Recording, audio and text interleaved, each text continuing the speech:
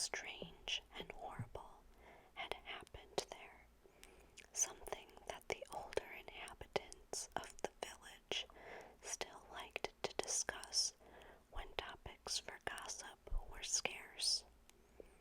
The story had been picked over so many times and had been embroidered in so many places that nobody was quite sure what the truth was anymore. Every version of the tale, however, started in the same place, 50 years before, at daybreak on a fine summer's morning, when the Riddle House had been well kept and impressive. A maid had entered the drawing room to find all 3 riddles dead. The maid had run screaming down the hill into the village and roused as many people as she could. Lying there with their eyes wide open, cold as ice, still in their dinner things. The police were summoned, and the whole of Little Angleton had seethed with shocked curiosity and ill-disguised excitement. Nobody wasted their breath pretending to feel very sad about the riddles, for they had been most unpopular. Elderly Mr. and Mrs. Riddle had been rich, snobbish, and rude, and their grown-up son, Tom, had been, if anything, worse. All the villagers cared about was the identity of their murderer, for plainly 3 apparently healthy people did not all drop dead of natural causes on the same night.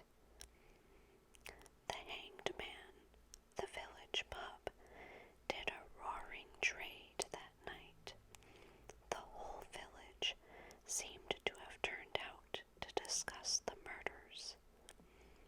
They were rewarded for leaving their firesides when the Riddles' cook arrived dramatically in their midst and announced to the suddenly silent pub that a man called Frank Bryce had just been arrested.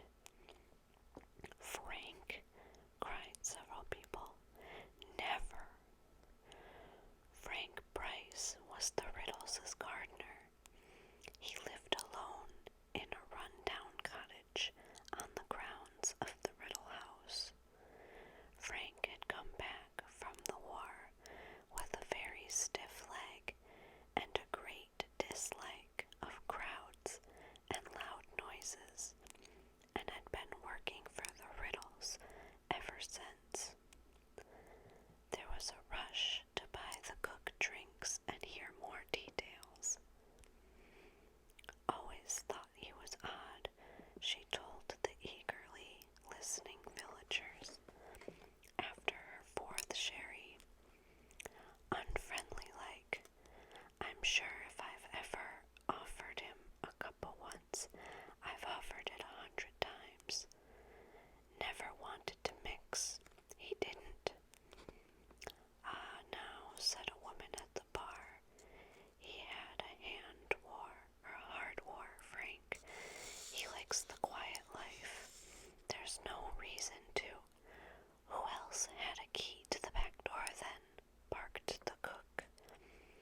"There's been a spare key hanging in the gardener's cottage far back as I can remember. Nobody forced the door last night. No broken windows.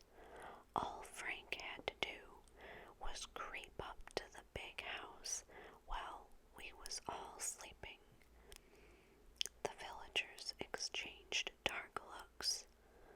"I always thought he had a nasty look about him, right enough," grunted a man at the bar. "War turned him funny if you ask me," said the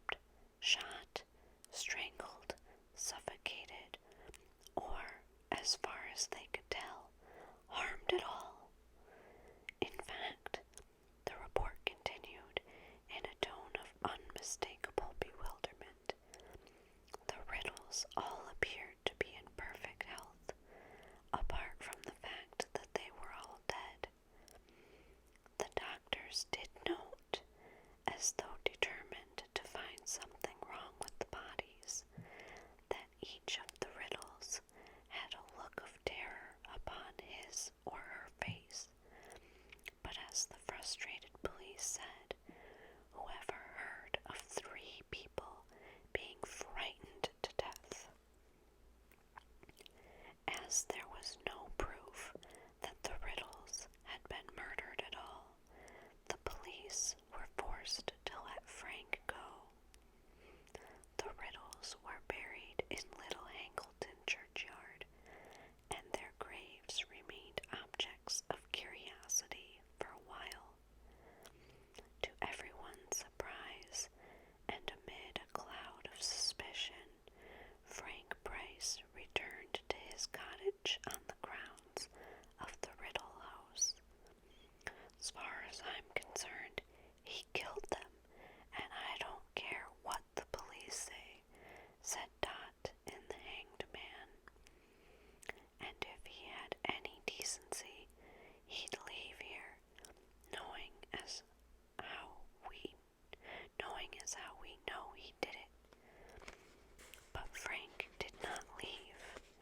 He stayed to tend to the garden for the next family who lived in the Riddle House, and then the next, for neither family stayed long. Perhaps it was partly because of Frank that the new owners said there was a nasty feeling about the place, which, in the absence of inhabitants, started to fall into disrepair. The wealthy man who owned the Riddle House these days neither lived there nor put it to any use. They said in the village that he kept it for tax reasons, though nobody was very clear what these might be. The wealthy owner continued to pay Frank to do the gardening, however. Frank was nearing his 77th birthday now, very deaf, his bad legs stiffer than ever, but could be seen pottering around the flower beds in fine weather, even though the weeds were starting to creep up on him, try as he might to suppress them. Weeds were not the only things Frank had to contend with either. Boys from the village made a habit of throwing stones through the windows of the Riddle House. They rode their bicycles over the lawns Frank worked so hard to keep smooth. Once or twice they broke into the old house for a dare. They knew that old Frank's devotion to the house and grounds amounted almost to an obsession, and it amused them to see him limping across the garden, brandishing his stick and yelling croakily at them. Frank, for his part, believed the boys tormented him because they, like their parents and grandparents, thought him a murderer. So when Frank awoke one night in August and saw something very odd up at the old house, he merely assumed that the boys had gone one step further in their attempts to punish him. It was Frank's bad leg that woke him. It was paining him worse than ever in his old age. He got up and limped downstairs into the kitchen with the idea of refilling his hot water bottle to ease the stiffness in his knee. Standing at the sink, filling the kettle, he looked up at the Riddle House and saw lights glimmering in its upper windows. Frank knew at once what was going on. The boys had broken into the house again, and judging by the flickering quality of the light, they had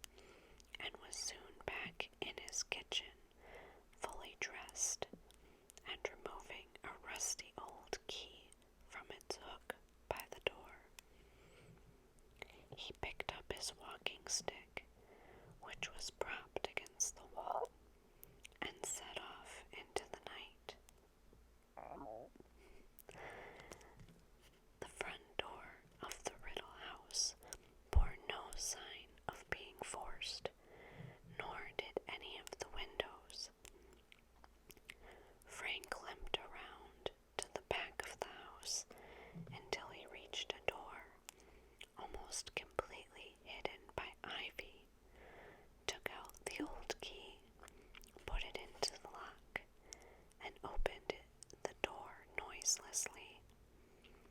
He let himself into the cavernous kitchen. Frank had not entered it for many years. Nonetheless, although it was very dark, he remembered where the door into the hall was, and he groped his way toward it, his nostrils full of the smell of decay, ears pricked for any sounds of footsteps or voices from overhead.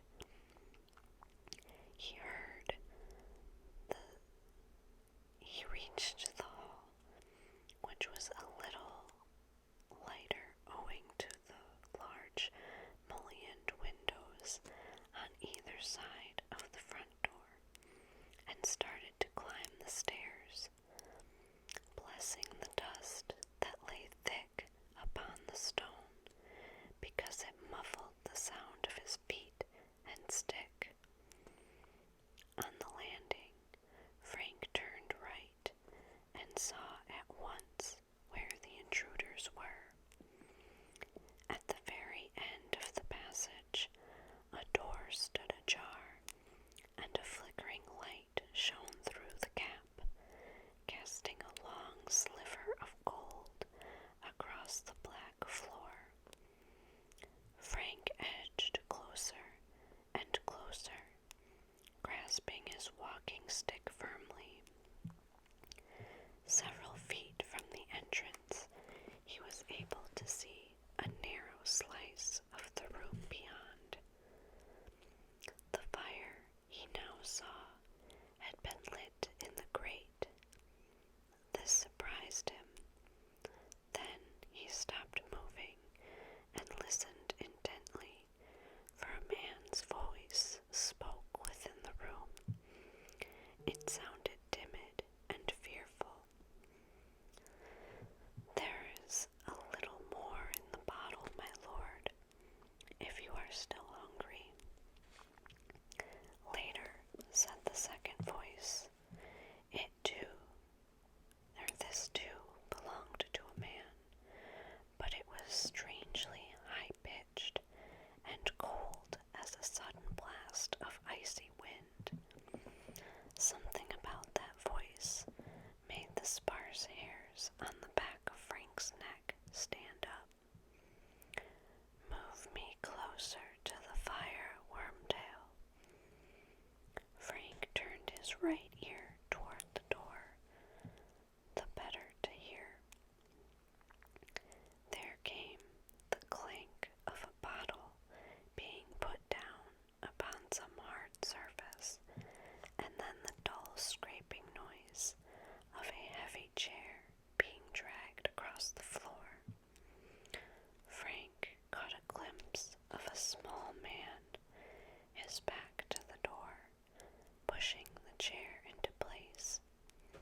He was wearing a large black cloak, and there was a bald patch at the top of his head.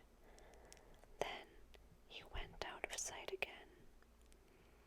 "Where is Nagini?" said the cold voice. I don't know, my lord," said the first voice nervously. "She set out to explore the house, I think." "You will milk her before we retire, Wormtail," said the second voice. "I will need feeding in the night. The journey has tired me greatly." Brow furrowed, Frank inclined his good ear still closer to the door, listening very hard. There was a pause, and then the man called Wormtail spoke again. "My lord, may I ask how long we are going to stay here?" "A week," said the cold voice. "Perhaps longer." "The place is moderately comfortable, and the plan cannot proceed yet. It would be foolish to act before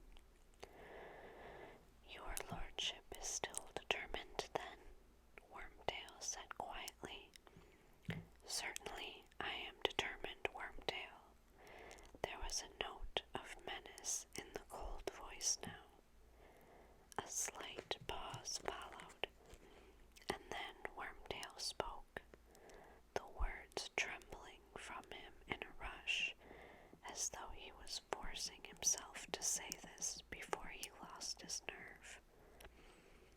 It could be done without Harry Potter, my lord. Another pause, more protracted, and then, without Harry Potter, breathed the second voice softly. I see. My lord, I do not say this out of concern for the boy, said Wormtail, his voice rising squeakily. The boy is nothing to me, nothing at all. It is merely that if we were to use another witch or wizard, any wizard, the thing could be done so much more quickly.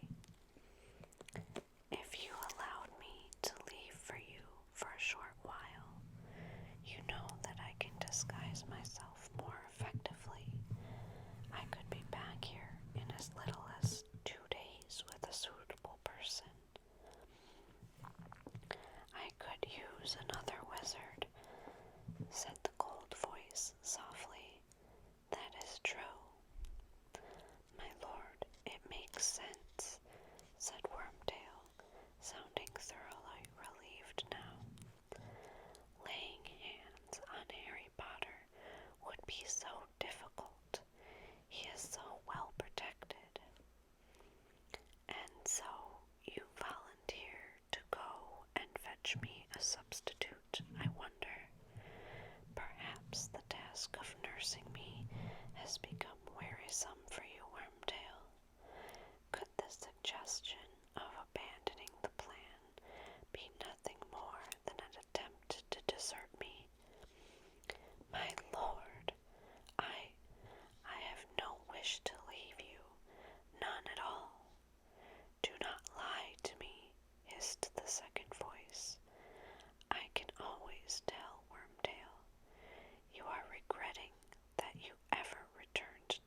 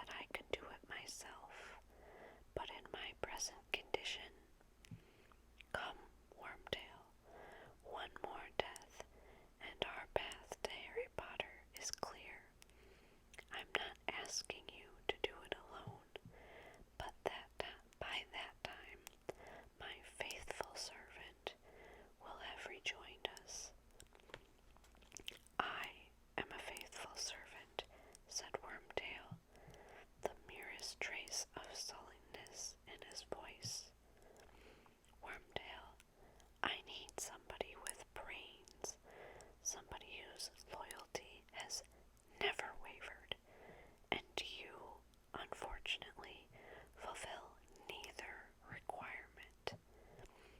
I found you, said Wormtail, and there was definitely a sulky edge to his voice now. I was the one who found you. I brought you Bertha Jorkins. This is true, said the second man, sounding amused. A stroke of brilliance I would not have thought possible from you, Wormtail. Though, if truth be told, you were not aware how useful she would be when you caught her, were you? I thought she might be useful, my lord. Liar, said the second voice again, the cruel amusement more pronounced than ever. However, I do not deny that her information was invaluable. Without it, I could never have formed our plan, and for that, you will have your reward, Wormtail. I will allow you to perform an essential task for me, one that many of my followers would give their right hands to perform. Really, my lord? What? Wormtail sounded terrified again. Ah, Wormtail, you don't want me to spoil the surprise. Your part will come at the very end, but I promise you, you will have the honor of being just as useful as Bertha Jorkins.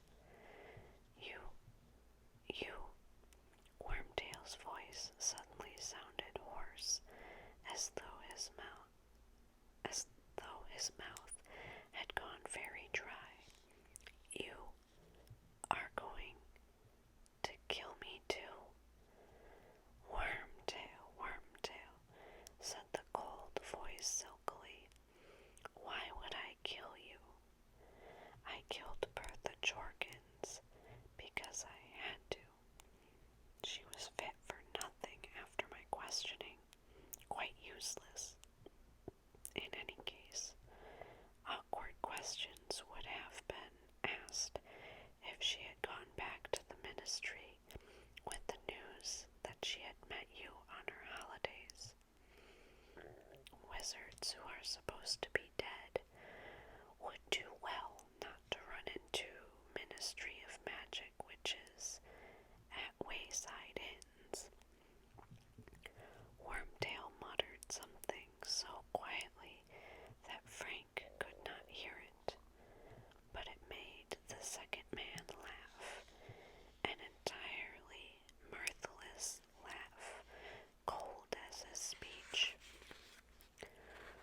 We could have modified her memory, but memory charms can be broken by a powerful wizard, as I proved when I questioned her.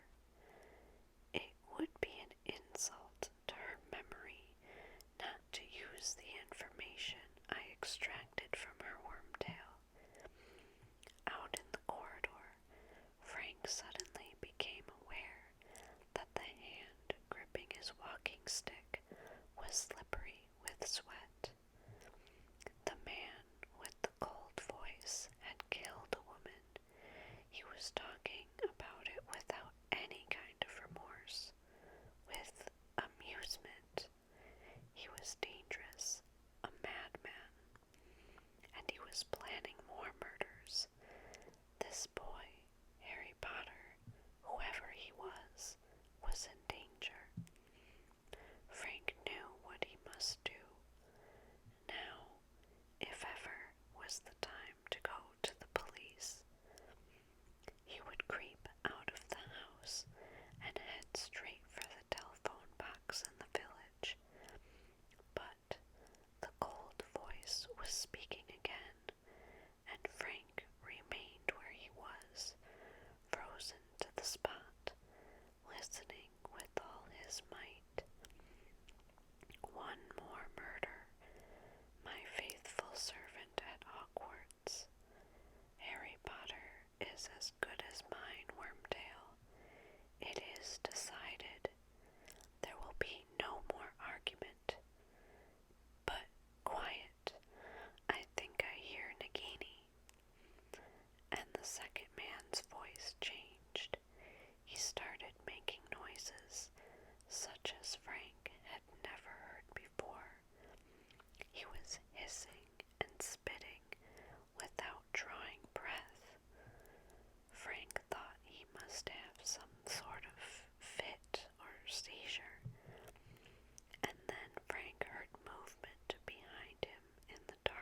passageway.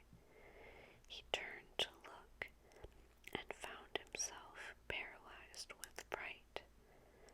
Something was slithering toward him along the dark corridor floor, and it drew nearer. To the sliver of firelight, he realized with a thrill of terror that it was a gigantic snake, at least 12 feet long. Horrified, transfixed, Frank stared as its undulating body cut a wide, curving track through the thick dust on the floor, coming closer and closer. What was he to do? The only means of escape was into the room where the two men sat plotting murder. Yet, if he stayed where he was, the snake would surely kill him. But before he had made his decision, the snake was level with him, and then, incredibly, miraculously, it was passing.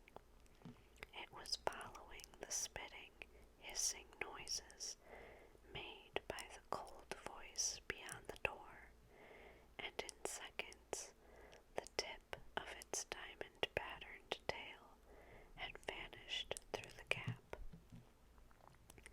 There was sweat on Frank's forehead now, and the hand on the walking stick was trembling.